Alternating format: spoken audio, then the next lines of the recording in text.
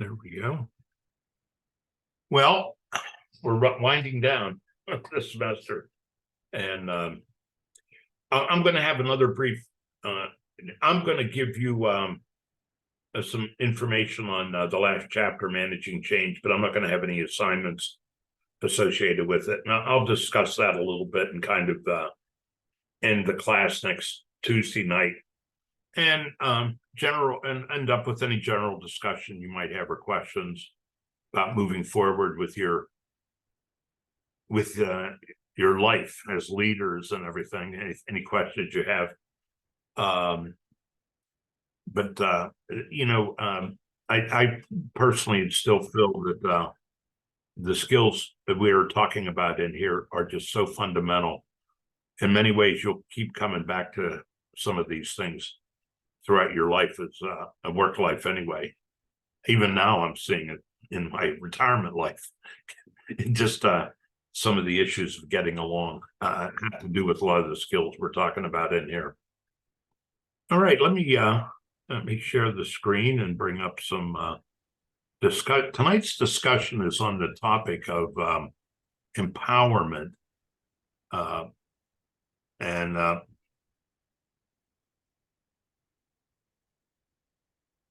Empowerment is one of those things that it was a word that became real popular in the in the 90s in management, and we were talking about empowerment all the time, empowering employees.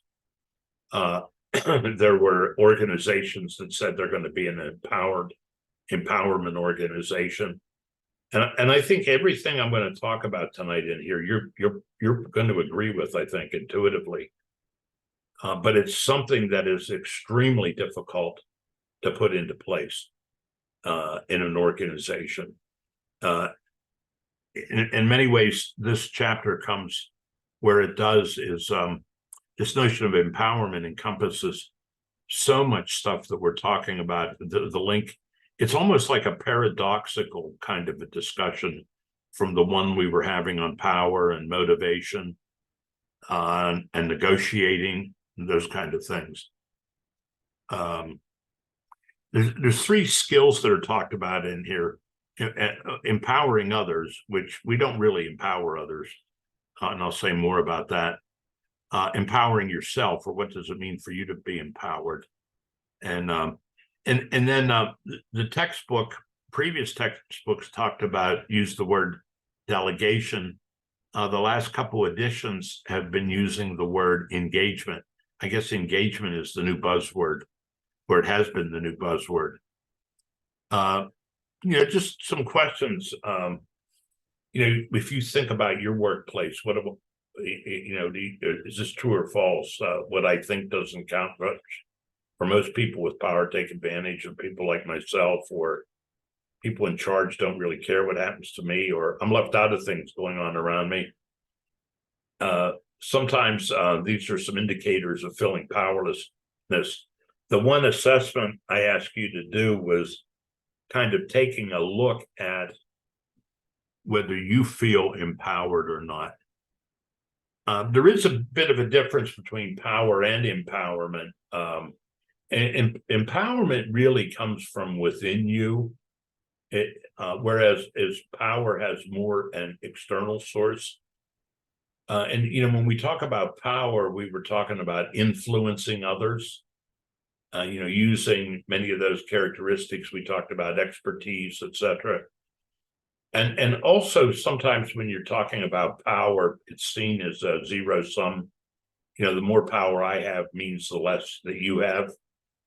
And from what we've learned from the discussions, that discussion I had on framing, that power dynamics or battles for power tend to lead toward competition, whereas empowerment, ultimately everyone can have it, and it's the capacity for everyone to do what they want to do. You feel like you can do, you're empowered to do what you feel you need to do. And empowered means if all of you sitting in this room feel really empowered, that doesn't mean it's taking away from me or you're taking away from each other. It actually extends power. One of the big paradoxes is the more empowered you are, the more power I have if I'm the leader. And it tends to lead to collaboration and cooperation. I think the texts talk about if you have a workforce that's feeling empowered, they're more productive, more engaged, less turnover. There is just all kinds of data related to an employee base that feels empowered. So what does it mean to, we'll talk about what it means to feel empowered, but I thought I'd just go back and just take a moment and read this quote from Machiavelli, who probably is the spiritual leader for authoritarian or autocratic types of leadership. He talks about fear is the best way to get people to do what you want. So one ought to be feared and loved, but it is difficult for the two to go together. It is much safer to be feared than loved, for love is held by a chain of obligation, which, men being selfish, is broken whenever it serves their purpose. But fear is maintained by a dread of punishment, which never fails. I would have to say that down through history, this has probably been the biggest motivator or the biggest assumption about the best way to get people to do what you want is through fear.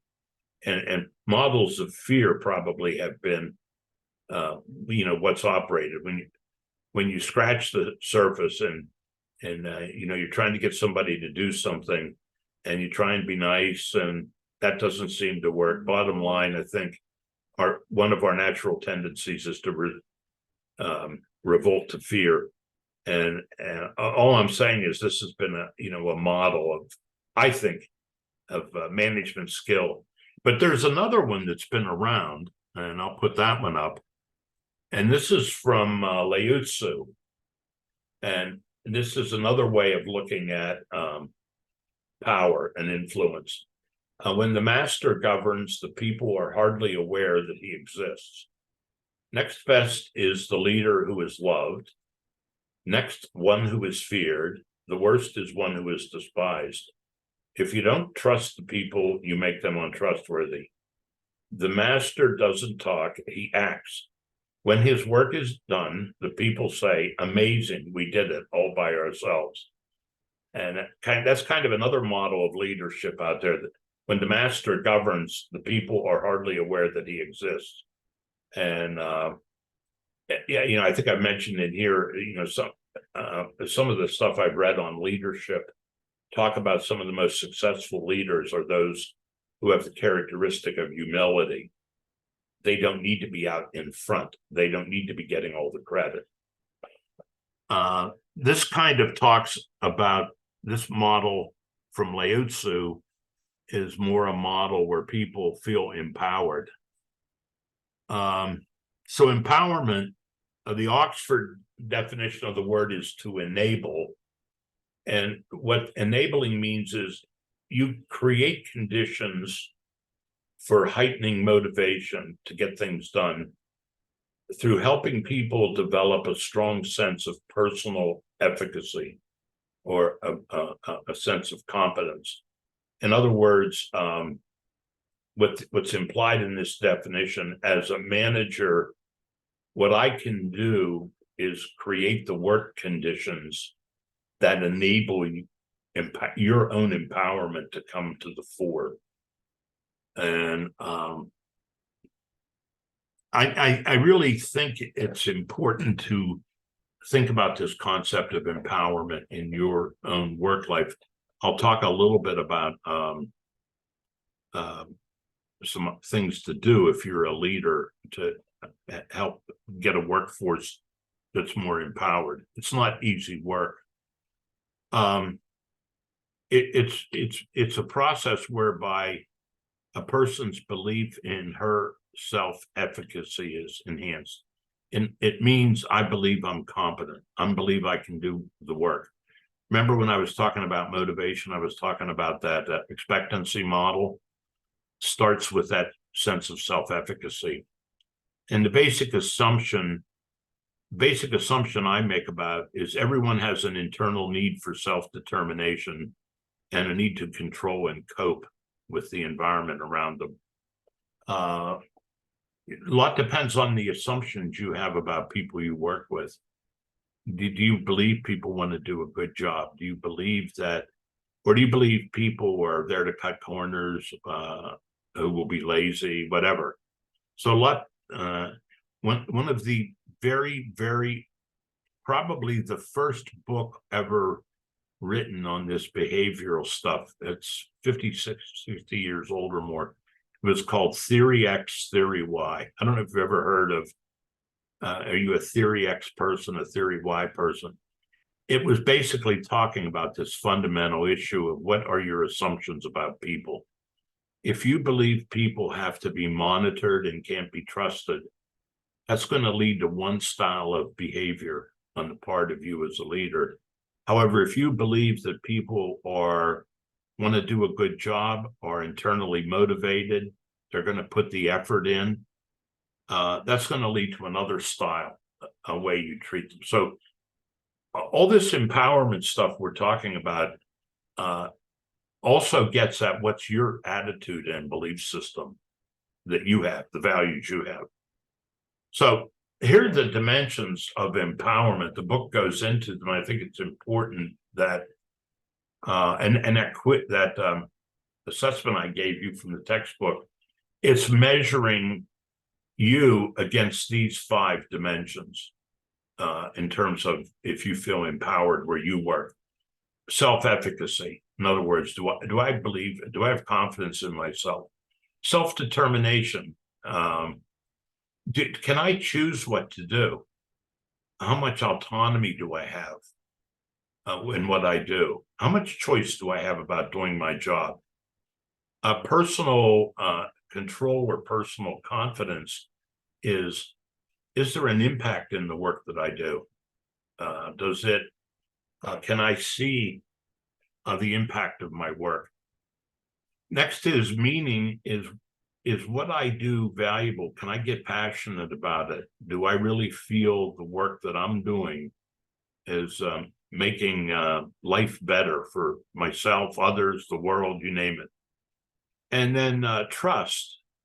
I think trust means here sense of security. That another word that sometimes is used is vulnerability when you use trust. When you're vulnerable, you're opening yourself up. You're kind of being honest and open. For you to be open and honest and maybe choose to do things, maybe go against the grain, how much trust do you have that you still will have security? That's kind of what that means. That if you go out there and are acting on your own in your environment, if you're being creative, innovative, whatever, and you're being honest with your bosses about things that need to be improved, how much trust do you have that you can be vulnerable like that? I think I mentioned when I was covering teams that 5 dysfunctions of a team, and a book that's out there by Lanscombe, and a book called The Culture Code. Both of those talk about vulnerability as one of the fundamental issues in high performance teams. So these are the real key dimensions of empowerment.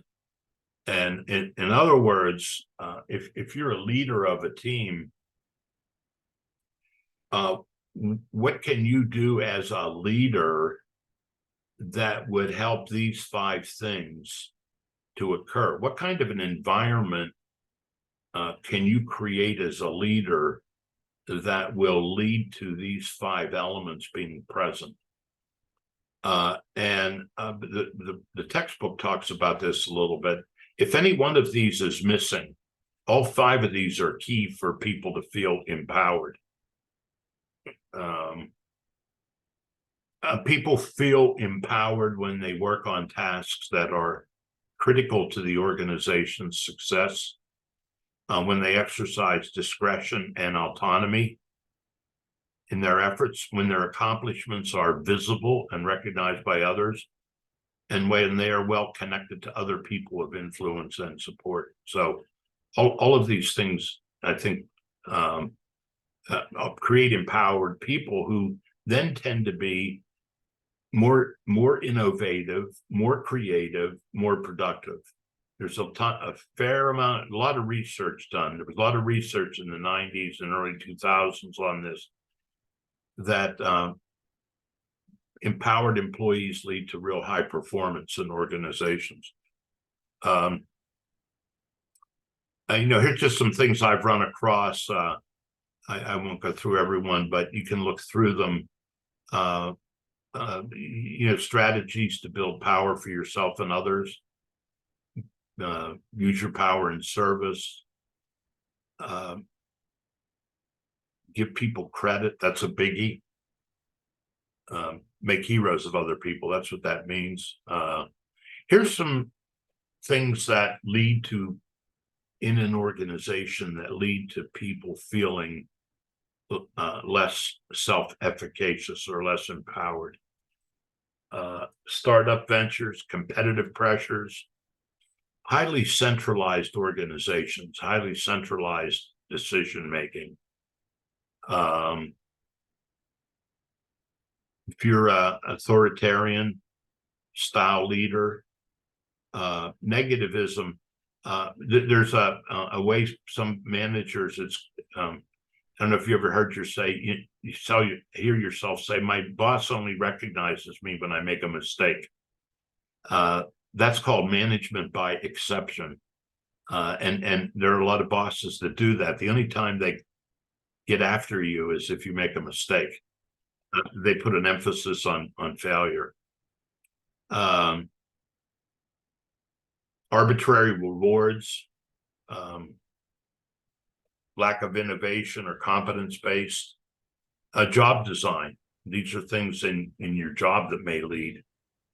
By the way, I'll have all these. I'll have all these files for you. I have the PowerPoint, so I'll make sure they're posted. And job design, some more. You think about it. These are all factors to look at. These things lead to a lowering of an empowering type of an environment. Just one final thing. I think our American culture kind of works against these kinds of leadership models. And here's the reason. We grew up with what I called more heroic models of leadership. And our culture, as compared to other cultures, we have a much more individualistic, like the Horatio Alger story, everyone can make it, the American dream. A lot of those all rely on individualistic, the rugged individual, the pioneer. So it's a big part of our culture. And we like heroic leaders. We like leaders who they're the ones that seem to charge us into the victory, and we just follow them.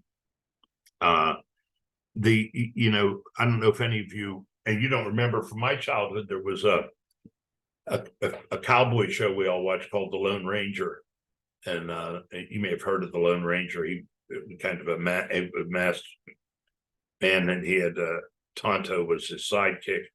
And usually the scenario was that there would be a problem presented at the beginning of the show. Maybe townspeople were being terrorized by the bad guys. Well, the Lone Ranger rides into town and he solves the problem. He gets rid of the bad guys. And then usually every show ended with him riding out of town. going off to another town to save. That's kind of the heroic model of leadership. The only problem with that model is the next time the townspeople need help, they got to find another hero to save them. They're not equipped to deal with all the issues, and what usually happens, the difficulty arises because this model of management, which is too commonly practiced and too commonly taught, increases the manager's feeling of responsibility, while it sets up mechanisms to block the upward flow of communication and the commitment of subordinates. In other words, if I'm the hero and expected to solve the problem, I'm the only one taking responsibility for the issues. Whereas really high functioning groups and organizations have shared responsibility. In other words, that means everyone has a sense of being responsible. And so I think we have to, think about that a little bit. As we look at this empowerment, that's why it's not easy to set up an empowering kind of environment, because a lot of organizations want us to be managers who solve all the problems, managers who are the expert on everything, and so that's kind of the myth about the best way to lead. So that's why there's a lot to this notion of empowerment. I happen to think that it's the way to go, but it's not necessarily easy, because sometimes we're fighting the culture of where we work. So, one way we can build an empowering style is, if even on your teams, is determining and building a common vision. So, visions don't just have to happen at the top of the organization. Even if you're leading a small group, you can say, hey, what's the vision about what we're about in here? What is this group about? There's a continuing development of individual skills and abilities. So you're continually working on developing the people that work with you, and then working on developing a shared responsibility team where everyone feels responsible for the combat, and not just the leader. And you think back to that Lao Tzu definition, the best kind of leader is the one where the people say, look what we all did. And that means that you have to be able to step back. You're not necessarily going to get all the visible credit for everything. And so it does take a shift in how you think. So one of the big skills, and I'll quickly go through some of this. I think one of the really big skills as you begin to move up in different managerial positions is that ability to delegate. The textbook says engagement. I think this is an important thing to do, and it's a difficult thing to do. And what makes it difficult, I think, is our own attitudes about this, or our own fears about it. Because when you delegate, you're really giving up and trusting that others are going to, because ultimately you're the one responsible. If you're the leader, you have ultimate responsibility. Maybe what you're turning over to other people is what the textbook calls prime responsibility. But ultimately, the buck stops with you. And so you have to have a certain amount of trust and comfort with turning responsibility over. That's what delegation is all about. So some of the considerations are, what about your organization? What's the culture of where you work? The person delegating, what is your attitude toward delegation? A lot of you are high achievers. And one of the things, and you get the work done, and you're very successful on individually getting it done. What got you maybe to where you are as a leader could be a detriment for you. If the people that work for you can't do it as well as you, and you say, oh, damn, it's going to take me too much time to teach you. Let me do it. That's the killer of empowerment. So I think it's important to think about those things. It doesn't make you a bad person. It just makes you feel overly responsible. And that's what I mean. Sometimes unwittingly, you may help create an unempowering environment because of a sense of over responsibility. And so then the other thing you consider is the person on the receiving end. What's their skill level, etc. And here are some of the inhibitors to empowerment. I mentioned attitudes about subordinates, or maybe some personal insecurities you have, or maybe that need for control. So, a part of it is, that's part of why in here we put a lot of emphasis on kind of examining, inventorying your strengths, weaknesses, etc. So here's some of the attitude issues. I can do it better. Takes too much time to delegate to somebody else. I'm the one responsible ultimately for what happens. And some of the advantages of delegation, it increases your time. It develops your subordinates, confidence. It enhances commitment, improves decision making. It fosters collaboration, etc. Here are some of the outcomes people have seen.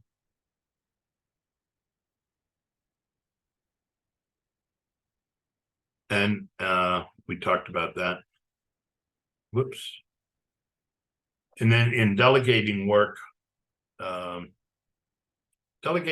refers to the assignment of a task. It's work focused. Empowerment is focused on the individual. And delegating is more than just turning over all the work you hate to do. People have to feel like they're doing something meaningful. Effective delegation enables the organization to accomplish goals and does increase productivity. When you're delegating, the textbook is just an excellent guide. If you're thinking about it, the textbook has some really good step-by-step stuff to look at. I'm just highlighting some of it.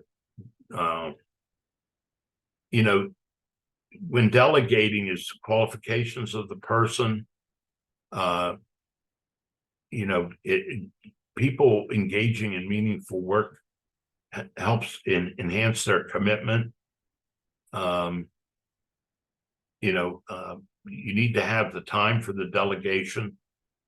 It takes a little bit of work, but in the long run, in the short run, it takes a little bit more time for planning, but it decreases implementation time. If you can create an empowered workforce, building that workforce takes time, but then the benefit is in the implementation. Some of the things, guidelines for effective, begin with the end in mind. What that means is, what goal am I trying to accomplish? Delegate completely, that means give authority and responsibility. Allow participation. Work within the organizational structure. And providing support. Be consistent. Avoid them coming back to you, etc. So there's a lot in terms of clarifying.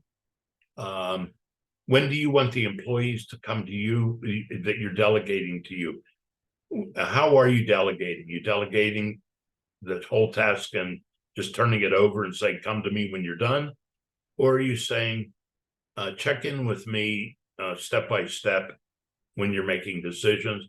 In other words, outline what you're expecting of people in terms of communication. And then the text lays this out. All I can say is on engaging, if you work on the skill of delegating or engaging people, that's probably one of the best things that you can do to create a empowered workforce. So those are just some of my thoughts on empowerment. I know there's a lot there. I think rather than go through with you step by step, if delegation is something you're working on, the second part of this chapter is really gives some really good specific ways to begin to empower and delegate to others. And the first part is though, my work and the people I work with, I have tended to work with and see in most organizations want to feel empowered. They have a need for growth. There's not too many people out there who say, I'm going to come to work. You just tell me what you need me to do in the next 8 hours and I'll do it and I'm going to be happy. Most people I run into, it's like that job satisfaction survey I gave you to fill out. A lot of the elements in that are what we're talking about here tonight. And a lot of those elements help lead to your sense of self-efficacy. Organizations can rob you of your self-confidence. I really believe that. And that's one thing you have to watch. I don't know how many people I've talked to have been in real negative environments, have begun to lose a sense of confidence in themselves. And environments can do that to people, some of these negative environments. So I think this is an important thing to think about and what you want from a work environment. But also you as a leader can create this kind of an environment. It's very difficult for organizations, though.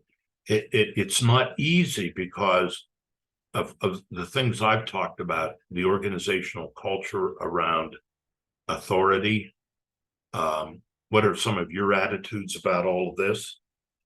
Are you the type of person that needs where what kind of recognition do you need? Where's the credit? Are you comfortable with you being the leader? You've created such a great team that people don't even necessarily recognize that it was you who made sure this happened. That's one of the difficulties some people have. Our egos get bruised a little if we're a leader, but the reality is most effective, a lot of effective organizations, I see the leader kind of are along that Lao Tzu philosophy. When the master governs, most people feel like, look what we did. You create such an environment. And I think you ultimately, if you have in a savvy organization, you're ultimately recognized for that. So those are just some of my thoughts on this. And a lot of the skills we've been talking about kind of lead up to creating this kind of a work environment. That's all I have. Anyone have any thoughts? I don't know if you got a chance to read it.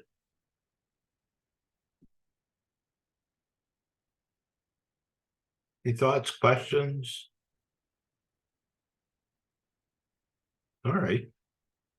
As I said, next week I'll end with just a brief discussion on managing change. That 10th chapter, which is the last chapter in the book, every single thing that came before kind of leads up to managing change. And it looks like that's probably going to be a life we're going to have to learn to live with in the future, is managing change. I think we're constantly, from what I can see, going to be in changing environments and constantly having to cope with it. So I'm going to do a little bit on that, a little bit of wrap up. I'm going to say a few words on happiness, and then one the semester. And you have time to work on your final skills paper. I think I gave you a due date. My grades are due like the 13th or 14th of December. All of you seem to be doing very well. So from my reading. Welcome to your NFL headlines of the day. Did you hear me telling Alexa to quiet down? She gives me a news report this time of day. All right. Any thoughts, any questions? All right. I'll see you next week.